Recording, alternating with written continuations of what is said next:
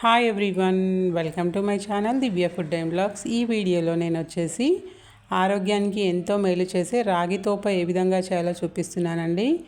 మన పూర్వకాలంలో అమ్మమ్మలు వాళ్ళు చాలా చేసేవారు. అప్పుడు అందుకే వాళ్ళు అంత స్ట్రాంగ్గా ఉండేవాళ్ళు అనమాట. అంత బాగా తినేవాళ్ళు కూడా ఇలాంటి ట్రెడిషనల్ స్వీట్స్ అన్నీ. మనం ఇప్పుడు మర్చిపోతున్నాం. మళ్ళీ ఒకసారి గుర్తు చేసుకుందామని ఈ స్వీట్ చేసి చూపిస్తున్నాను. చాలా హెల్దీ అండ్ టేస్టీ, ఈజీగా కూడా చేసుకోవచ్చు. దానికోసం ఇక్కడ నేను ఒక బౌల్ తీసుకొని అందులోకి 1 కప్పు రాగి పిండి తీసుకొని 1 కప్పు వాటర్ వేసుకొని ఎలాంటి ఉండలు లేకుండా ఈ విధంగా నీట్గా మిక్స్ చేసి పెట్టుకోవాలి. ఉండలు లేకుండా నీట్గా రాగి పిండిని వాటర్ని మొత్తం ఈ విధంగా కలిపి పెట్టుకోవాలి.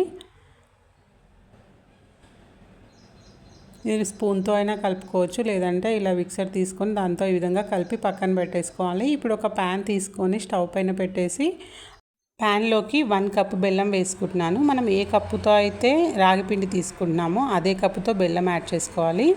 అదే కప్పుతో 2 కప్స్ వాటర్ యాడ్ చేసుకొని బెల్లం మొత్తం కరిగే విధంగా ఈ విధంగా కలుపుతూ ఉండాలి. బెల్లం మొత్తం కరిగి వాటర్ మరిగేదాకా మరిగించుకోవాలండి. తీగపాకం అలా ఏం అవసరం లేదు. ఇలా వాటర్ మరిగిన తర్వాత మనం ఆల్రెడీ ప్రిపేర్ చేసి పెట్టుకున్నటువంటి రాగి పిండి ఉంది కదా, వాటర్లో కలిపి పెట్టుకున్నాం, అది యాడ్ చేసుకోవాలి. ఇది యాడ్ చేసే టైంలో మాత్రం స్టవ్ వచ్చేసి సిమ్లో పెట్టాలి.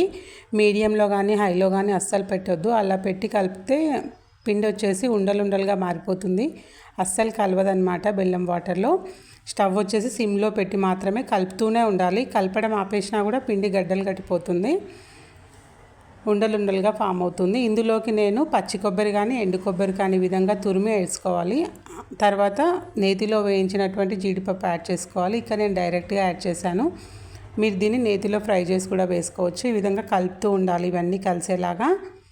మనం కొబ్బరి వాడుతున్నాం కాబట్టి హెల్త్కి చాలా మంచిదండి. ఇందులోకి 1 స్పూన్ నెయ్యి యాడ్ చేసుకొని మొత్తం మిక్స్ చేసుకోవాలి. నెయ్యి యాడ్ చేయడం వల్ల కూడా ఫ్లేవర్ చాలా బాగుంటుంది, హెల్త్కి కూడా చాలా మంచిదన్నమాట. పిల్లలు పెద్దలు ఎవరైనా తినొచ్చు ఈ రెసిపీ. చాలా బాగుంటుంది టేస్ట్. అండ్ వేడివేడిగా ఉన్నప్పుడు మాత్రమే తినండి. వేడివేడిగా ఉన్నప్పుడు తింటే ఆ టేస్టే వేరు. నిజంగా నేను ట్రై చేసి చెప్తున్నాను కాబట్టి టేస్ట్ అయితే సూపర్గా ఉంటుంది. వేడిగా ఉన్నప్పుడు నెయ్యి ఇంకా కొద్దిగా వేసుకొని తినండి, పర్ఫెక్ట్గా ఉంటుంది. చూడండి, ఈ విధంగా నేను వీడియోలో చూపిస్తున్న విధంగా ప్యాన్ నుంచి సపరేట్ అయ్యే వరకు ఈ విధంగా కలుపుతూ ఉండండి, కొద్దిగా నెయ్యి యాడ్ చేసుకుంటూ. ఈ విధంగా మొత్తం ఒక 2-3 టైమ్స్ నెయ్యి హాఫ్ స్పూన్ యాడ్ చేసుకొని కలుపుతూ ఉండాలి. మనకు అది ఫ్రై అవుతుంటే కూడా, అంటే ఈ రాగి పిండి ఈ విధంగా ఫ్రై అయ్యేటప్పుడు కూడా మనకు మంచి స్మెల్ వస్తుందన్నమాట. చాలా బాగుంటుంది టేస్ట్ కూడా. ఈ విధంగా చూడండి, ప్యాన్ నుంచి సపరేట్ అయ్యే వరకు కలుపుతూనే ఉండాలి. మరీ ఎక్కువగా మనం తిప్పితే కూడా పిండి మాడిపోయినట్టు ఉంటుంది కాబట్టి స్టవ్ వచ్చేసి సిమ్లోనే పెట్టేసి ఈ విధంగా కలుపుతూ ఉండాలి. ప్యాన్ నుంచి సపరేట్ అవ్వడం స్టార్ట్ అయిపోయింది కదా, ఇప్పుడు మనం స్టవ్ ఆఫ్ చేసేసుకుంటే సరిపోతుంది. మరీ ఎక్కువగా కూడా కలిపితే పిండి గట్టిగా రెడీ అయిపోతుంది కాబట్టి ఈ స్టేజ్లో ఉన్నప్పుడు స్టవ్ ఆఫ్ చేసేసుకుంటే ఎంతో టేస్టీగా ఉండే రాగి తోప రెడీ అయిపోతుంది. మీరు దీంట్లో కావాలంటే వేరే డ్రై ఫ్రూట్స్ కూడా యాడ్ చేసుకోవచ్చు.